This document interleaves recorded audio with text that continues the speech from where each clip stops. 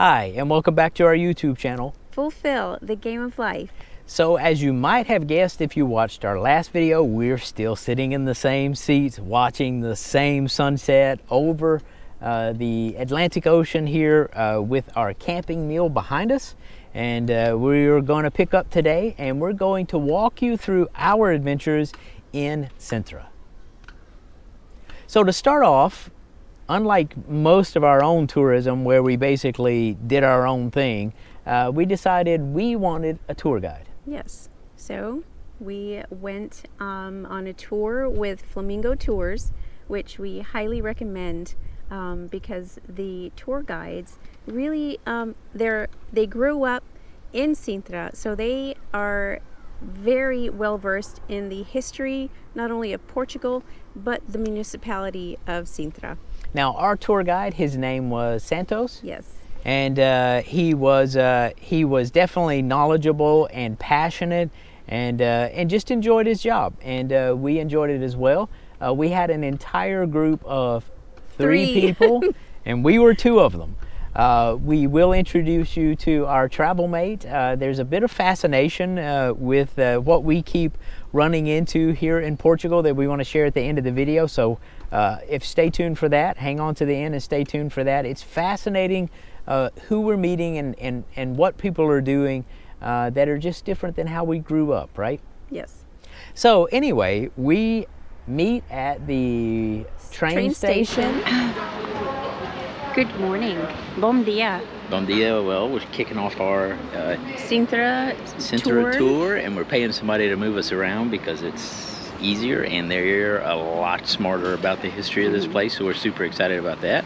And we took a Jeep tour, right? Yes, 6-hour Jeep tour. 6-hour Jeep tour. And here's our Jeep and our tour guide, who is now hidden behind the Jeep, but I promise he's over there somewhere. So our first stop on the tour was Tivoli Palace. Hopefully we're saying that right. So when we first arrived there, just a little bit of the history that we can remember. I mean, frankly, it's been 3 weeks now, so we've slept a lot. But the building on the left was original. It was expanded to the right to look as if it were originally built that way. And as you can see, you're looking down the main terrace between the two buildings. Yes. And you can look up and see Pena Palace. And of course, when you're at Pena Palace, you can look down and see it as well. So it's pretty cool. Just a nice little romantic piece. It is a hotel today, and I think on mentioning the romantic, Sintra was voted the most romantic destination in 2019. Yeah, and so I agree. It's beautiful. It is beautiful. Kind of captivating. It is. And it's very much just like we experienced when we were in Linhares. When you stop and become aware of how many things there are in such a small area in Portugal, it's fascinating. And even making this video, I mean, we had a friend of a friend that we met and went to Setúbal, and we saw a glimpse of Setúbal, and then we had lunch with Bill. So Bill, how are you doing? But we had lunch with Bill in Mafra. Yes, we did. Yeah. And the National Palace there. Right across from the National Palace. It was crazy. The National Palace, you had no idea what it was. Exactly. Didn't even know it was there. And then you become aware of it, and then you can see it from the drive. You can see it from the Moorish castle. You can see it's just amazing. Just as our last video, all the beach stuff right along where we've already showed you with Mogoito Beach, you could see all of it in such a small amount, and then you're over here just another 30 minutes over. So yeah, just like I said, Mogoito Beach was centrally located to so many fascinating places to visit with the rich history and the culture. It's so many things. It was an amazing yeah, you're gonna love it. If you ever make it here and you find your way to Sintra, plan some time and get a rental car, because in a 30-minute radius around the place, it's a week worth of stuff to watch and look at and take your time and visit. But anyway, we're off on the Jeep tour. We're in the Jeep and we stop at the palace. And the tour guide told us on the way out, pretty fascinating, right? That the palace, the grounds had so many trees and vegetation from all over the world. There were sequoias there that, as Richard mentioned, they're a little too close. They were planted too close together because if you're from North America, you know that they get to be really big. Big enough to drive automobiles through. Yes. They'll literally cut tunnels through the trees. So they got 3 of them close together, and they're getting big. I think he said they were a couple of maybe 300 or 400 years old. Yes. I don't remember on the grounds, the palace grounds. Yeah. But you trust me, they stay there for another few hundred years, and they'll be over each other. Absolutely. I mean, so there were just trees from all over the world. And I guess what would happen is when someone would go out on expeditions, they were given a list of, what to bring back. So it's definitely a beautiful garden and landscaping. Yep. So we really didn't know we were going to go see that. So we hopped in the Jeep and we were off to our second, which is Regalita. Now look, this place was truly fascinating. A little bit, the architecture of it and some of the stuff that we saw there was really cool, but the history of it was truly something as if you would have heard watching a movie, a Hollywood movie, on the real history of this place. So let's kind of start with the estate was privately owned and privately built. It's changed hands a few times. I believe that I read it was owned by privately Japanese who closed the estate and was eventually bought by the city of Sintra or the country of Portugal. So now it's a national treasure and opened back up to the public. But you can see in the videos here the chapel, there's the stable, the main estate, the stables, the greenhouse. Yeah, so it's a fascinating thing, but here is the most fascinating thing, and you have to kind of enjoy this as the story develops, right? If there is one thing that I think people identify most with Portugal, if you type Portugal in a search engine, you will get a picture of this inverted tower. So we were super excited. Really cool. Just because we knew that was on the property, right? But we didn't know what it was for. We just knew it was there, and we wanted to see it. Well, we're going to show you the footage, but here's what's really, really interesting. This property and the history of how this property was used, as we mentioned, it was individually owned. But the second part to that is almost its primary purpose for everything other than the family living there was ritual initiations, maybe you would call it. So the entrance to the inverted tower was man-made, and it had hidden secret doors that you can see the hinges, and that was just fascinating. To see that. Yeah, so we got the footage of it here. You can see the big boulders, and from the outside, if you just walk past this, you would never know it was there. You can't tell that it's there. So they hid it, and they did it on purpose, and so you get these big pivoting doors on these hinges, and then you open up into the inverted tower. And from what we understood, our tour guide did a great job of kind of walking us through. We did a little more research about kind of which groups were doing the initiation thing. But we'll kind of leave it as a mystery because I don't know if there's any settled answer on it, but definitely some ties to the Freemasons, but groups that even predated the Freemasons. Supposedly, at least that's what WikiLeaks kind of walks through. But the tour guide did a great job of kind of giving you this mental picture of what's going on as you go down this tower. Symbology for the correct path, correct way. Finding yourself, finding the lights, the way out of the darkness. So this would be the symbolic way of saying you're on the correct way. As you can imagine, just use your imagination of back in the day, when they had these rituals of initiation with people walking around, probably in the what would you call those, like some hoods or masks or something like that. Yep. But yeah, I think that's just fascinating walking through just the spiral staircase. And then in the center, you can imagine the rituals being held in the very center. So that was really it was cool just to be there. Yes, and kind of the mental picture our guide gave us, Santos, is imagine that you're blindfolded and they're taking you down this staircase. You get to the bottom and it would be terribly dark because it led straight to caves that led into multiple directions. Yes. And as Santos kind of walked us through the really, they believe the pursuit of the earth, wind, water, and fire, and the different tunnels would lead you into different ways until you emerge at the light. You emerge enlightened, and it's just hard to picture exactly what all they really did, but the story is awesome. And seeing the inverted tower, and then walking through the caves and having the story kind of painted for you is well worth your time. You got to go do it. It's really, really interesting. But of course, that wasn't the end of it, actually. So you leave that tunnel set of caves, and then you head down to literally like a labyrinth of caves. Yes. And we all three of us basically, our tour guide said, "Here, y'all go do that. I'm going to sit down and take a break."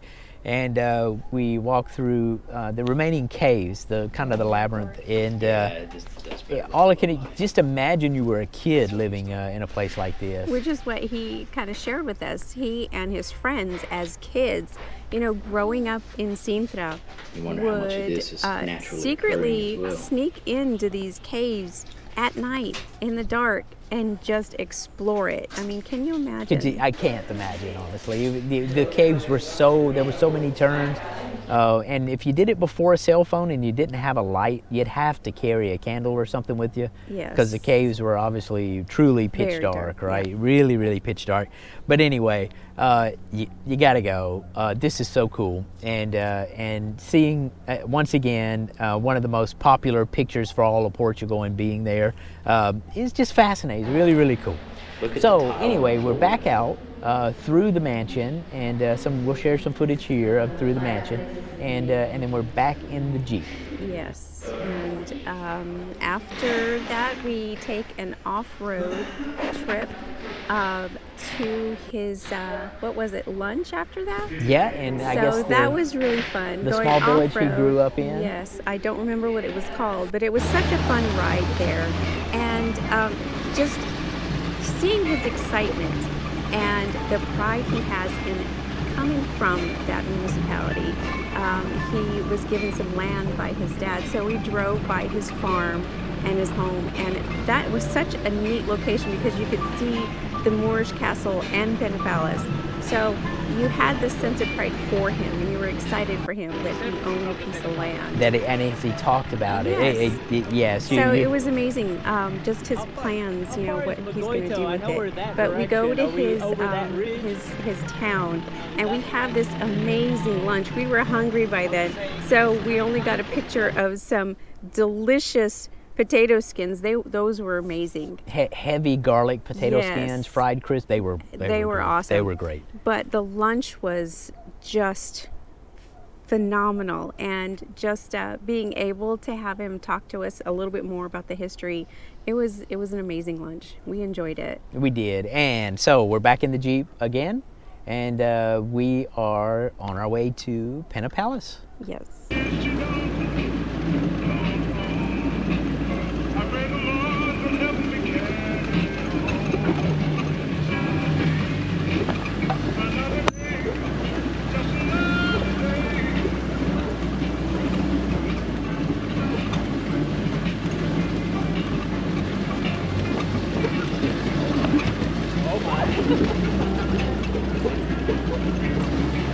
Now, once again, I know I keep saying this, but interestingly enough, in my opinion, if you go search Portugal, the first 3 pictures that come up among the let's say 3 out of the top 5 that'll come up are all right there around Sintra. We showed you the small town in the last video with the wave pool, built down at the bottom.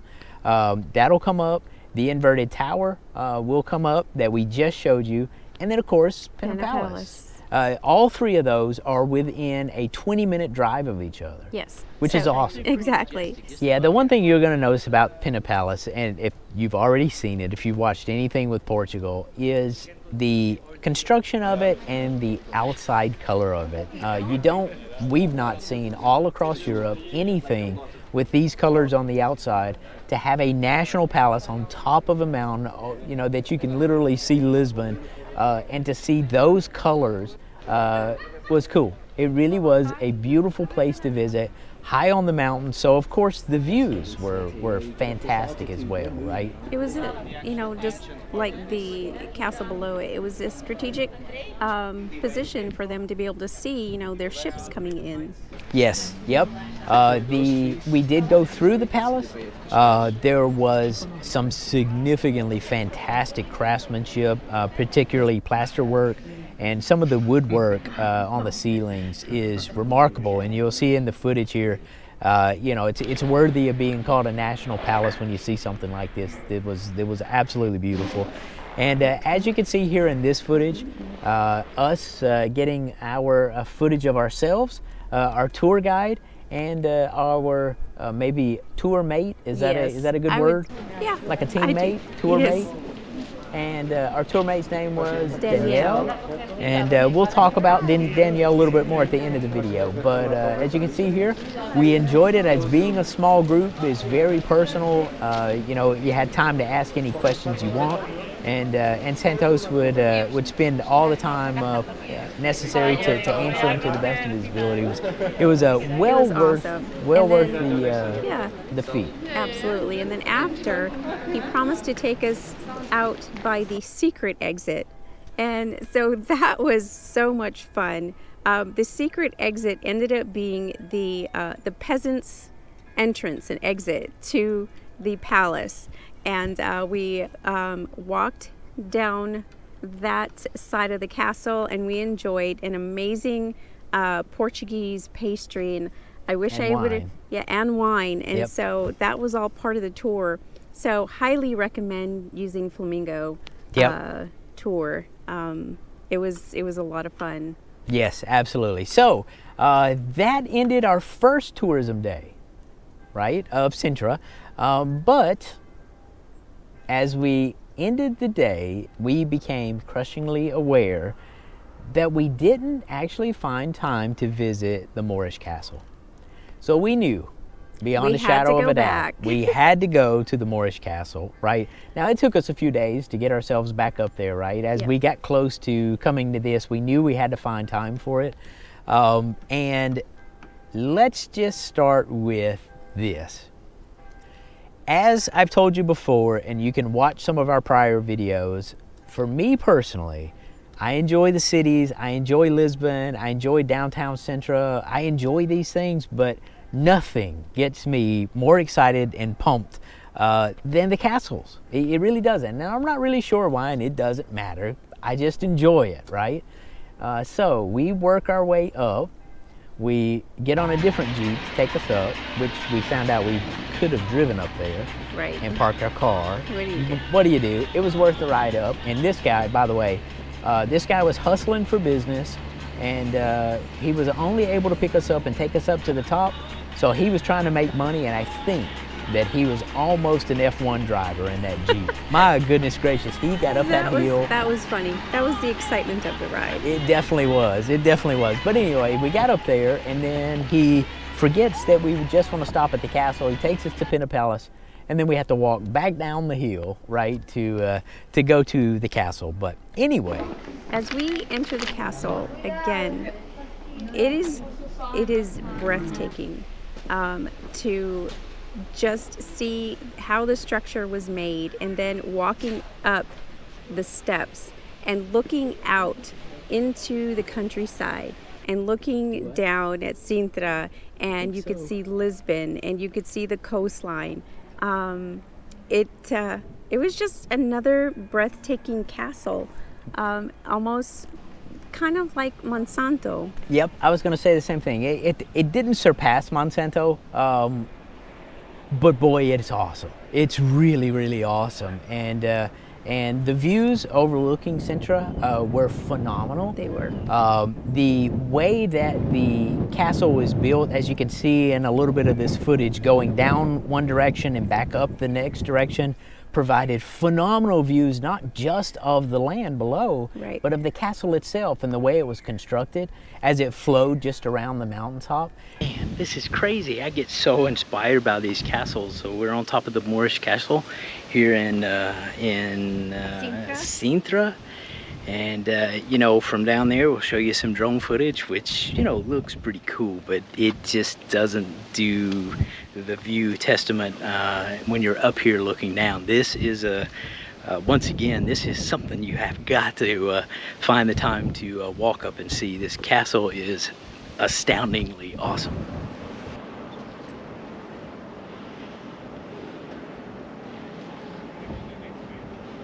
It's just as beautiful from this side. I know. I was going to say that.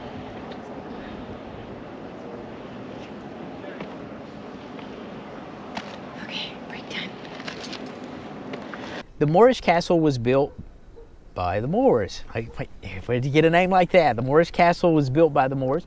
The Moors were Muslims. Yes. The entire country of Portugal, and I imagine, again, we're not, you're a good history teacher, of how much of the landmass here in Europe was ruled by the Muslims, and for exactly what time period.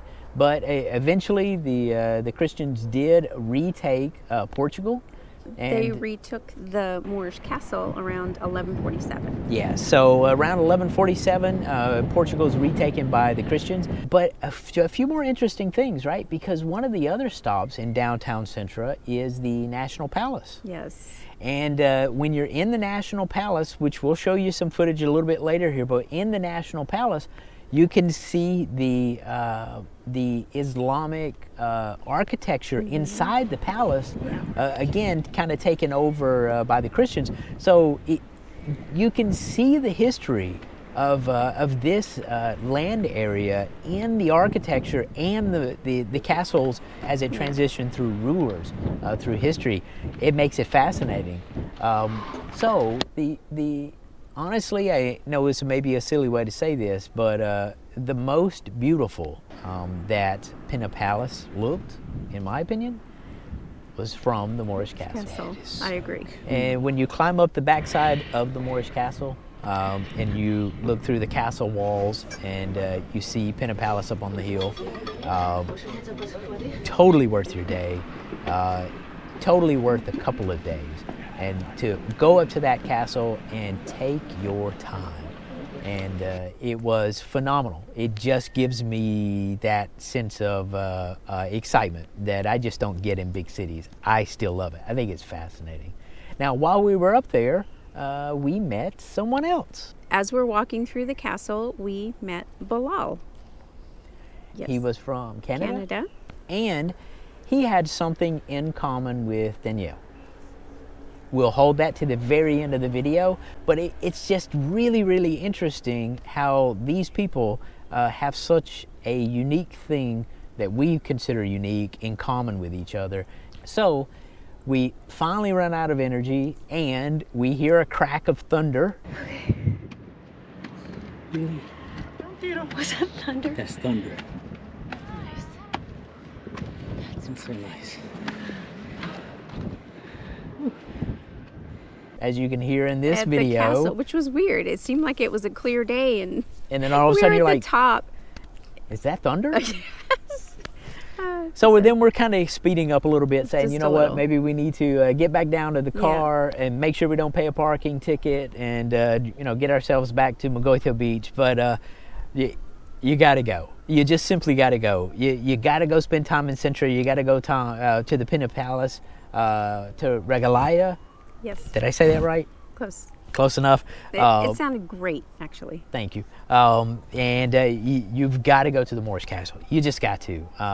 Find time in your schedule if you're here, and if you're retired, spend plenty of time here. It's beautiful. It's a beautiful city and a beautiful surrounding area. And at night, they have the castle and Pena Palace lit up beautifully. Yeah, so we didn't talk about drone footage too much, but we did sneak out one night, and really we didn't plan for it to be at night. We just started too late. But we got some drone footage. The drone doesn't do very well at night, just like the GoPro. So we're going to show you a little bit of this footage. You won't be blown away by the colors of it, but we were close. And we were close to Pena Palace. We were able to get some fascinating views. So the last piece, I thought for quite a while that the Pena Palace was the same as the National Palace. And I tripped across information and said, hey, wait a minute. They're two different There's locations. another palace, Yeah. and it was the National Palace Yep. right downtown Sintra. So we made that an afternoon, completely separate afternoon, went and bought tickets, and walked our way through the National Palace. The National Palace had kind of a mix. First of all, it was, once again, it was old. As we mentioned before, you could see Islamic influence in the architecture. Again, taken back over by the Christians, you can see their influence. But the one room that made that whole visit Was the coat of arms room. yeah, that place wasn't that awesome? That was fascinating. It had the coat of arms of 72 families. And so the coat of arms, as you can see as we pan around here, you will just stop and let you kind of slowly look at majestic architecture that's in this room, and the coat of arms of 72 different families that all had prominence in the country of Portugal. The 72 most prominent families, I think maybe close to the right way to say it. If we're not exactly right, don't beat us up. But you can see it, and it made the trip fascinating.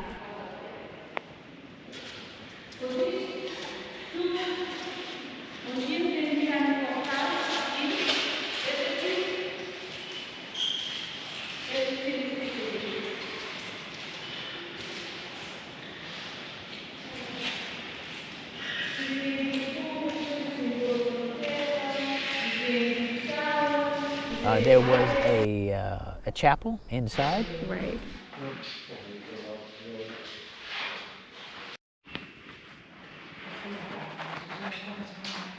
And the two massive stacks that you see that on the outside of the building, we didn't really know what they were. Yeah, those were the chimneys of the kitchen.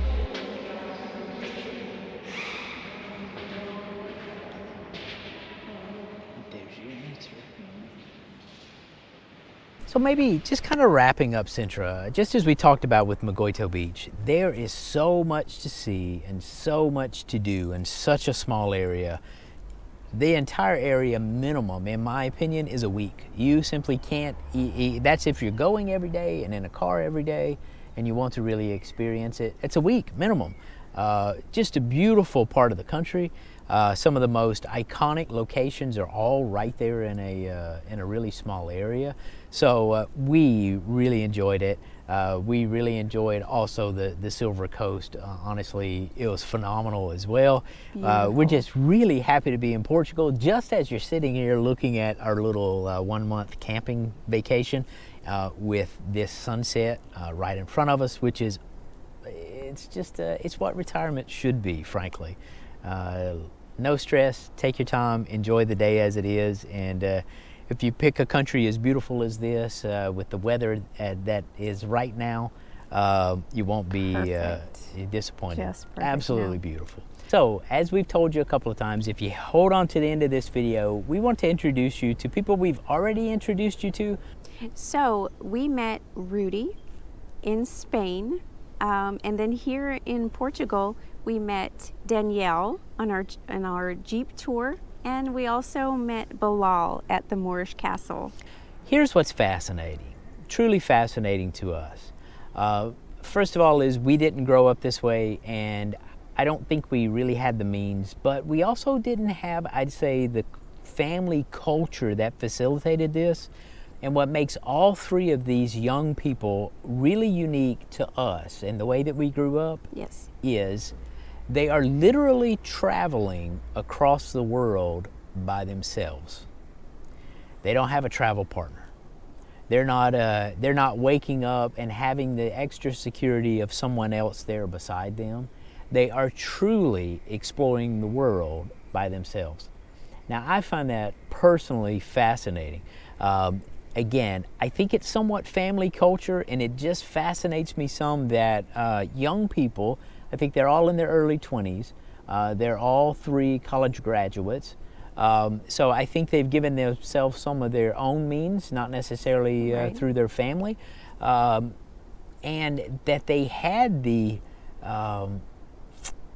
sense bravery. of adventure and Yeah, courage. the bravery and the Yes. courage and the sense of adventure to get on a plane, Yep. go completely to another continent, and just enjoy their day by themselves, Exactly. and share really just kind of, I guess, electronic media and share with other people. So you guys, all 3 of you guys, if you're watching this, we're super impressed, and we hope that there are other people that watch this that kind of hear that and understand. If you go back and look at least one of our main motivations of moving to Portugal, it's one of the safest places on the entire planet, and may have fed into these 3 coming to Portugal freely, or Portugal and Spain.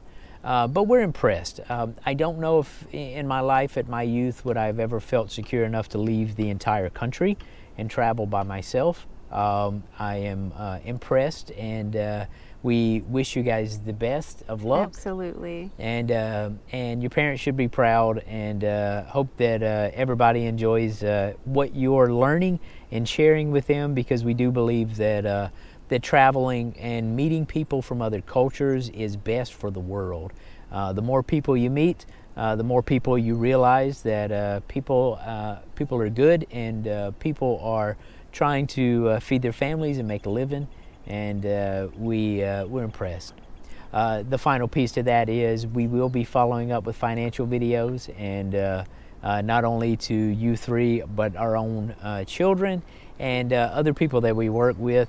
We hope that you continue to watch the financial side, which is significantly less popular, but it is significantly more important than tourism. So hold on for that, and we'll be getting those videos out soon. So if you enjoyed this video and our adventure through Sintra, Absolutely. Please give us a thumbs up, and don't forget to subscribe. and don't expect too much from us. We have recalibrated our personal life, our retirement life, and our YouTube life, and we're not going to spend our entire retirement making YouTube videos. We're going to put them together when we can, with the excitement that we share, and we hope you follow along, but keep your timely expectations in check, and we'll get back to you with our next video as soon as we find the time to do so. And we'll close by, we're going to start our as the sun sets. Yes, our little campfire. We're going to start our little campfire, and we'll roast. We didn't find marshmallows. We did didn't. But we'll find something to burn other than ourselves, and and we hope you have a pleasant day, and we hope you are enjoying our journey with us. And we will leave you with some footage of the sun setting that we're sitting here watching as we record this. Atelog. That means see you later. Até logo!